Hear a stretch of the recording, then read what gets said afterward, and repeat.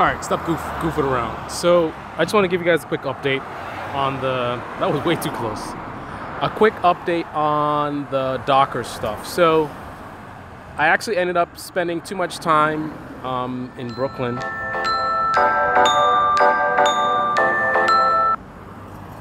Spending too much time in Brooklyn when I was shooting. Someone just called me. So, I wasn't able to get back to the office to finish up the setup. However, today I found out that I don't need to do Docker stuff just yet. What I'm going through is a sort of training that was developed by a developer for the purpose of having someone become accustomed with the system.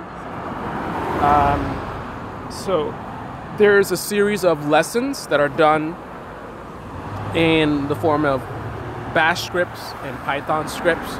So I don't really need Docker right now. They're gonna Dockerize that in the future, but right now it's not. So all I really needed was Darwin is kind of like my Linux environment. I need an environment to run Python and Bash scripts. That's all I really needed, which Darwin is. So I already had Python installed. I installed pip at some point in time for the package manager so I can download what I need, and that's it. So I use GitLab. I'm gonna do a tutorial for you guys. I use GitLab to initialize my Git environment. I think it's git init, and then I did a git clone command.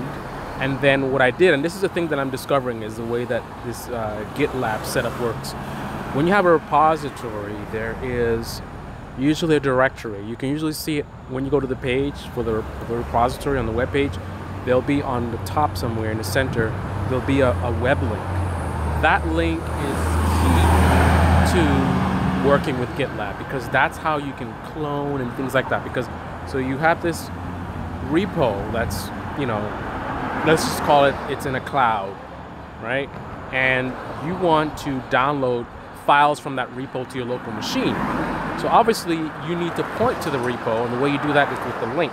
So you do a git clone, the web address of the actual repository, and then that's going to bring down all the files in that repository to your local machine, and then pretty much you're good to go.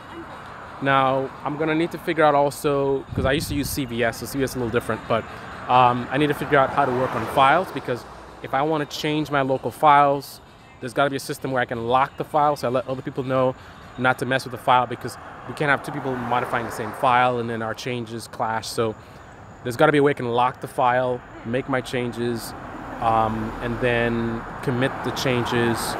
So now that'll push it to the server. So anybody that wants to do any code changes, they make sure that their files are up to date.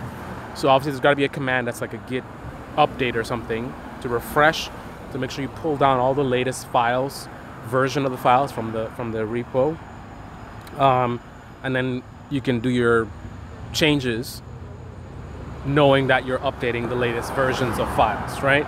So anyways, I did that. I did a GitLab, pull down all the files. The files that I'm referring to are the lessons that the developer created for people to go through. So it's a bunch of Python scripts and Bash scripts. There's a README file for each lesson. I'm going through the README file.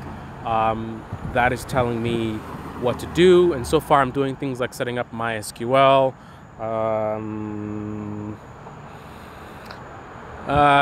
MySQL, and I don't recall. It's a lot of stuff going on. I don't remember. But anyway, bottom line is Docker is on hold for now. I want to focus on going through this lesson. I'm actually going to be doing some more later on. I am working remote right now for the rest of the day. So as soon as I get set up somewhere, I'm going to log in and continue with the lessons. And I'm going to go as long as I can. I don't want to go too late because I've been getting tired at work. So I got to make sure I'm getting enough sleep. So I'm not sure how late I'm gonna work, but I gotta figure that out, because I want to have a plan. I don't want to stay up too late, but I want to work really, really late, focus on getting this stuff done. I got possibly some calls to some Ladies, I have to tell you about what happened with that woman that I was dating. Didn't quite work out, kind of bizarre. I'll share that with you guys another time, but some women that I matched with, one or two might be calling me, so I'll try to keep that brief. But that's it for me the rest of the day. And look at the weather, man. Can you see this?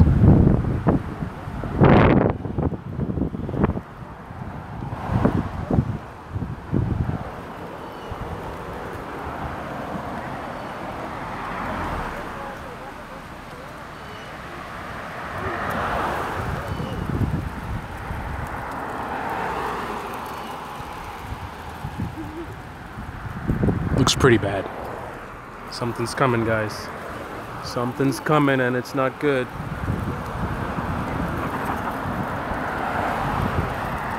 Anyway, so that's it for me. When I start doing the Docker stuff, I'll let you guys know. Since I'm now getting my feet wet with GitLab, then I might do GitLab tutorial first. Matter of fact, let me do some quick. I'm gonna do a tutorial today. I don't know what it's gonna be. I'm gonna do a tutorial today. It's been a while since I did a tutorial. Even if it's a quick one, I'll do that. Probably GitLab related because I'm still not there with the Docker stuff. I got the idea, but I haven't actually done anything in Docker really. I've installed it, but I haven't really done anything. I understand the concept of there's containers, and my assumptions were correct. The company does have its own corporate containers, so it's just like the repo with GitLab. So you have a repo that has these containers. Think of them as a virtual machine with dependencies. That's my understanding. So if I need an environment to run something Python related, and there's certain modules that are required or something like that, I could pull down a Docker container that has not only Python but also the required modules or classes or whatever. Maybe it needs Python as well. Everything will be in there. So it's a one-stop shop setup where I can access this container which has basically everything that I need. Unlike with a virtual machine, you just have initially just an empty box, a virtual box. You have, it's like a virtual computer that you can put stuff on, but the computer has nothing on it. It's empty. You can go and grab an operating system and put on there, but then you still just have an empty box, because now, first you had a computer with no operating system. Now you have a computer with an operating system, but nothing else. You got no software, nothing. So you got to go and pull down everything manually. With the Docker containers, you can contain everything. So if there's 12 things you need on top of the operating system, with the container, you can get all of those things in one. How you do that exactly, not really sure. But when I do find out, I will let you guys know. Tutorial coming up soon. That's all I wanted to say. Just give you guys a quick update, let you guys know what's going on. I'm getting there, trying to get back to my flow with doing videos for you guys and tutorials for you guys. My machine's finally working, set up for the most part. So things are gonna start to normalize a little bit, and that's where I'm gonna start doing more and more videos again. So I appreciate your patience, but we are back. CPU Squad.